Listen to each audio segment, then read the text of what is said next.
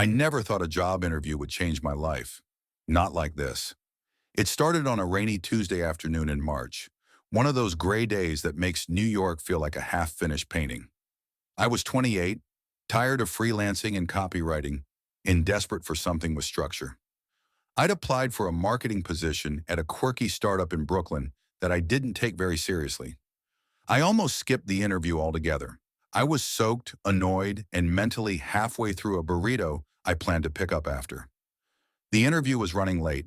I sat in the minimalist waiting area, concrete floors, succulents on floating shelves, a wall covered in colorful post-it notes. When a woman walked in, shaking the rain from her umbrella, she looked around, noticed the empty seat beside me, and plopped down with a huff. "Don't tell me they're running late for you too," she said, blowing a strand of hair out of her face. "They are," I replied. "You interviewing for the same position?" "Graphic designer. You?" "Copywriter." We laughed. It wasn't polite small talk. It was real, like we'd accidentally stepped into something better than what we came for. "Honestly," she said, "I hope they cancel. I just want a coffee and a nap." "Same, but I already paid $2.75 to get here, so I'm seeing this through." She smiled. Her name was Maya. She was sharp, funny, and had this spark that made the dull lobby feel electric. Eventually, someone called her in. I watched her walk away, weirdly disappointed. When it was my turn, I was too distracted to remember half the answers I'd prepared. Somehow, we both got hired. Our friendship built itself in layers. First lunches, then Slack jokes, then post-work beers at a dive bar that smelled like wet wood. We started trading playlists, doodling each other in notebooks, texting outside of work. There was never a moment exactly, just an accumulation of them. She opened up slowly. I learned she'd grown up bouncing between foster homes, which explained her guarded independence. She made her own luck. She never asked for help. I told her about my dad dying 5 years ago and how my mom floated through grief like a ghost. Maya didn't pity me. She listened, nodded, and one night handed me a charcoal sketch of a figure walking through fog. "For your dad," she said. We weren't dating. We didn't flirt, not really, but it was intense. The kind of closeness you don't know what to do with. Once a coworker asked if we were a couple. Maya said, "God, no," and laughed. I laughed too, but it stung more than I expected. Then the company was acquired, and half our team, including me, was laid off. I was crushed. Maya showed up at my apartment that night, arms full of Thai food and a six-pack. We ate on the floor, talked about layoffs and anxiety and what-ifs. "I miss you already, and I haven't even left," I told her. She looked down. "You're not going far." "I know, but it'll be different." "It doesn't have to be." That was the first time we kissed. It wasn't a movie kiss. No rain, no crescendoing music. It was slow, tentative, two people who already knew too much about each other to pretend it was casual. We didn't leap into a relationship. We circled it, unsure what we were risking. But eventually we stopped pretending. Maya started sleeping over more. Her toothbrush stayed, then her sketchbooks. Then her silence during breakfast started to feel like home. We moved in together that winter. My apartment became ours.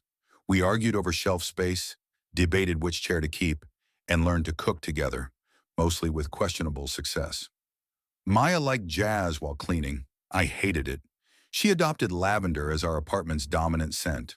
I sneezed for 2 weeks straight. We laughed a lot. But there were cracks too. Maya was offered a remote job in San Diego. Big money, big opportunity. She was torn. "I want to go," she said, "but I don't want to leave you." "You should take it." I meant it, but it felt like swallowing sand. We tried long distance, FaceTime, surprise visits, shared Spotify playlists. But some nights were brutal. I hated seeing her pixelated. I hated missing her smell, her warmth, her laugh. We fought more. Once over her forgetting to text before a flight. But the fight wasn't about the text. It was about the space. Still, we didn't quit. After a year, Maya came back. Not just for me. Her biological mom had resurfaced and needed help. Maya couldn't say no. That was who she was. We got a new place in Queens. A little bigger. A little brighter. We painted the kitchen mustard yellow because it felt like sunshine, she said. We made a rule. No screens after 9 p.m. We broke it often. We started cooking again, still mostly failures.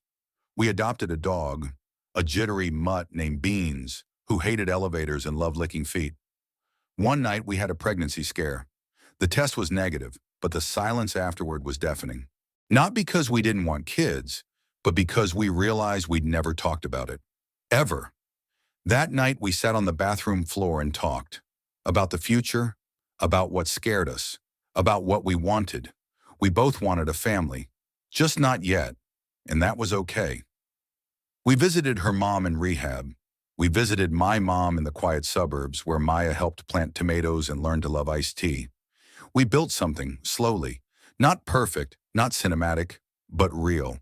There's no dramatic finale, no breakup, no ring, no last-minute airport chase. Just this. Last week, we signed a lease for a tiny cabin upstate, a weekend place, a space to breathe. Maya started painting again. I started journaling. Beans chases squirrels he'll never catch.